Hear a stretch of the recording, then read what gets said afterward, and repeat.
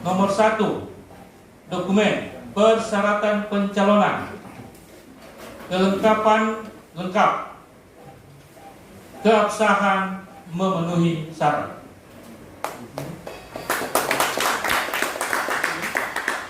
Dua, persyaratan calon, kelengkapan lengkap, keabsahan dalam proses administrasi berikutnya. Berdasarkan hasil penelitian sebagaimana tersebut di atas, pendaftaran bakal pasangan calon dinyatakan diterima. Demikian berita acara ini dibuat dalam rangka 4 dan masing-masing rangka ditandatangani oleh ketua dan anggota KPU Kabupaten Nias.